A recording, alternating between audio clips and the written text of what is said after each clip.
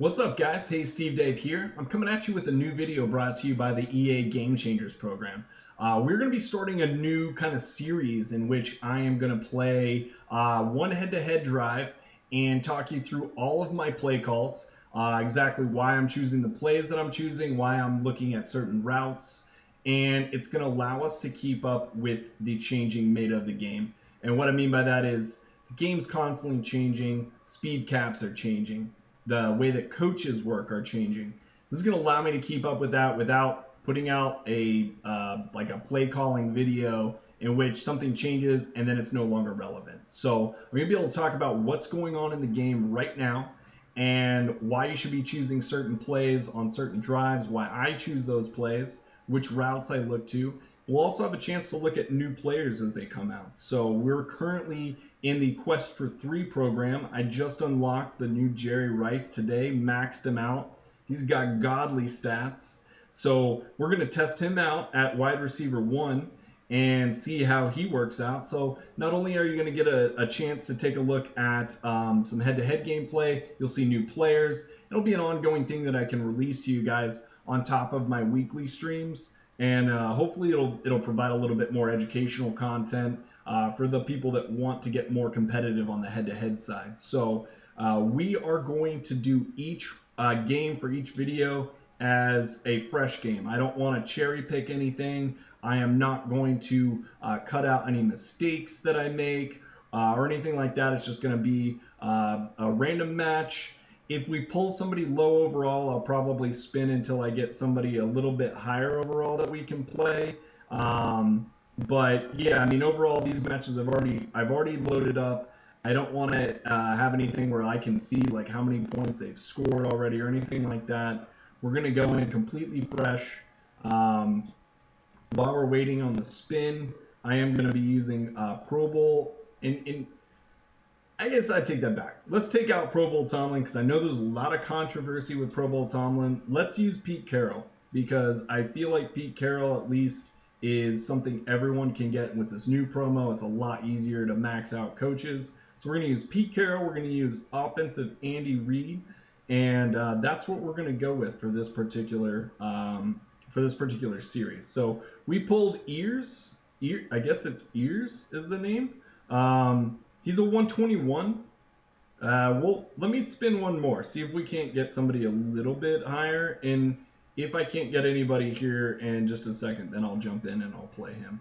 What I like to do is as I'm waiting on things, it looks like he's continuing to spin. It's the same guy. So let's go ahead and jump in and we'll just play him. He's the Kansas City Chiefs. Yeah, at a 121, he's not a slouch. And most players that are over 120 defense, I mean, they're going to have close to max stats anyways, so shouldn't be much of a difference, but let's go ahead and take a look. It's close enough that you could try to fair catch, but I don't want to take a chance. I'd rather be where I am right now. So, starting out the drive, I'm going to be looking at Strong Eye PAFL middle today. It's a play that I've been only recently going to a little bit on the front of drives because everyone has been loading up on short pass and long pass go routes because everyone's tired of the go routes, and with the coaches and with the fast receivers, it's just getting annoying. So everybody's loading up on go routes, and I feel like people are neglecting play action. So I've been abusing play action lately, and this is not covered. We've got a base zone 4-3 coverage. I'm going to be looking at the tight end Ingram on this particular play, and if I can't get Ingram, more than likely I'm going to try to scramble. All right, so Ingram is covered, but I was able to utilize a little bit of a trick where you don't have to use the scramble button, and it's a lot easier on plays like that, like play action. All you have to do is watch the defensive end. If he engages your tackle, you can walk at a 45-degree angle, and you don't have to use the scramble button. It takes some practice to kind of get the angle right, but you'll know because if you're not getting the angle right, your guy's just going to waddle up to the line of scrimmage, other than he walks kind of like a brisk pace if you do it correctly. So let's go into bunch PA pin deep. Again, probably my favorite play in the game since, you know, the first month of the game. We've got a zone coverage. It could be countered. I'm just going to watch and see what happens. It doesn't look like We had counter, but if it was countered, it might have been a lower medium. They came through awful fast at the end there, which made me think it might have been countered. It's a 9%, and that's okay. I stand by the throw, which is fully okay to make on a lower medium counter as long as you have enough time to get the ball out. So it doesn't seem like he has any play action counter, because those are two plays we've tested. I'm going to go, I normally don't call play action on second down, but because neither of the plays I've already called were countered, I'm gonna chance it and go with Strong Eye Twins PA PB flat. PB? No. PA FB flat, fullback flat. Not countered. We've got a base zone coverage, and all we're gonna look to here is Gurley, and he should be wide open. We had a bit of a slow animation there, and that's fine. We picked up enough yards to make a manageable third down. I'm going to look at trips, tight end, wide receiver, corner. It's an excellent play for second or third downs. This is countered. You've got this nickel formation counter, but the nice thing about this play is that on a counter, you can hit your halfback with a bullet.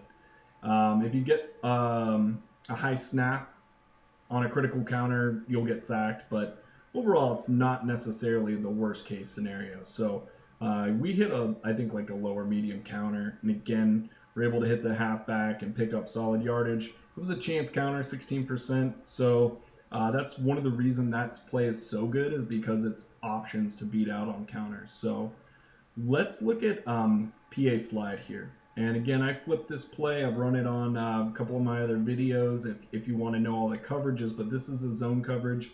Basically, we're looking at Evan Ingram, our tight end, or potentially our fullback, Todd Gurley. And we basically are just making a judgment read here. Gurley's able to pick up some solid yards, and we made a little bit of move there. So let's go back and look at our plays and see where we're at. We can recycle, which I highly recommend still. And I'm going right back into strong IPA on middle. Again, a base zone coverage. And I'm going to do the same thing I did the first time. I'm just going to waddle up to the line and pick up some solid yards. And the reason that I like doing that so much on plays like PAFL middle, PA pin deep, PA flat, PA slide not so much. You can do it on clear out. Play action tends to give you a lot more time to do that. But the other thing is that on those specific plays, you have blockers. The tight end's usually out there blocking, and sometimes like your halfback and things like that. So look at PA pin deep. We've got a zone coverage. If Xavier Howard plays in on a short zone, I'm going to go normally deep to the wide receiver one. We're only 15 yards out. Is not enough room for him to run that route without it getting too crowded there. So what I'll do is I'll actually do that scramble trick on this play. So we've got a deep zone. I could throw it to Ingram. He's open. But what I'm going to do is actually use him as a blocker. Now, he grabbed the wrong guy, admittedly. Had he blocked the cornerback or the safety that was coming in to tackle me, I would have scored a touchdown there. Now, so you can't always count on it, but he is a blocker out in front. Had I thrown it to him, it was probably max 10 yards. So let's go spread FL drag flipped. I'm just going to go ahead and hit Ingram on the out route against the zone coverage. The real knock on that play this year is the horrible animations that you get the drops on. And there's just nothing you can do to control that. But it's still a good play, and it still has the potential to crush zone coverage. So I still run it, and you just got to take the luck of the draw with the animations. So let's go ahead and jump into the second drive. I want to look at strong IPAFL middle again. Again, base zone coverage. We're going to look at Ingram. He's not going to quite get enough to take it to the house, so we're going to run out of bounds with Mayfield. We're going to run PA pin deep again. Now we've got a man coverage. We can tell by the crossing defensive back. Man coverage, I can hit Ingram. We can cut it up the field with Ingram. Throw out a stiff arm, try to add some extra yards onto it. We're already up to the 15-yard line. I'm going to flip PA slide. We know it's open. This is a blitz, rather a counter coverage, but it could just be a blitz, which it is. Ingram's going to get open, but you kind of have to time that throw towards the very end of the route when he runs by that that linebacker who's in that sort of zone coverage there. Now, I don't remember. Okay, trips tight end wide receiver corner was not counted. We had a chance counter on it on the first drive. So we're going to run that. We're in close enough. We've got a zone coverage, which means that I'm going to look towards Tomlinson, potentially Ingram.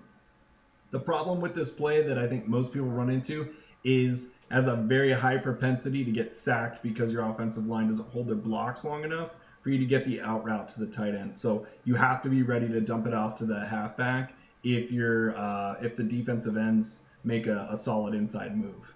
So you know, I don't even know what that was. So we kind of got caught up in a situation where everyone was covered. The halfback didn't make a good inside cut. The tight end was covered. I tried to scramble away and ended up wasting my scramble, which is a horrible decision on my part. So I'm in a bad spot. I'm second and goal. We are now outside of the 5-yard line, inside of the 5-yard line, which I probably could have called a better play there, but I got a little bit greedy. So let's go ahead and consult our previous plays. A lot of play action here. We've got spread FL drag, which is open. Might actually be our best call here. So let's go spread FL drag again. It worked for us the first time, and I think that we should be able to exploit the zone coverage and at least get us back inside the 5. And we're going to call the play we should have called here, which is weak eye deep curls. It's not flipped. All you're going to do is immediately take control of your quarterback, stop, and then bullet it to the tight end. And when I meant bullet it by the tight end, I meant what you're going to do is stop and then get sacked, because that's how you run that play effectively. All right, so I think we're still inside the 6-yard line, which means we can run fullback flare, which we are. And I'm just going to flip fullback flare and run it, and hopefully we don't get sacked, which we don't. Gurley hangs on. We pick up our touchdown. So we escaped a bit of an oddity coverage there, and I wasn't paying attention, didn't have scramble available. Another bunch spacing. So a few different errors on that drive that I was able to overcome, but at the end of the day, if you're inside, I need to pay attention. If you're inside the 6-yard line, you should be calling those guaranteed plays like weak eye deep curls and fullback flare. So let's go back again. PAFL middle. I'm starting the drive the exact same way. And with this particular one, Ingram's not going to get in front of that guy. So I'm going to slide instead of trying to take any unnecessary hits. I'm going PA pin deep again. We've got zone coverage. Again, you're just watching the cornerback 1. If he plays in or stays where he is, you're going to go wide receiver 1. If he drops back, you can scramble. You can hit the tight end.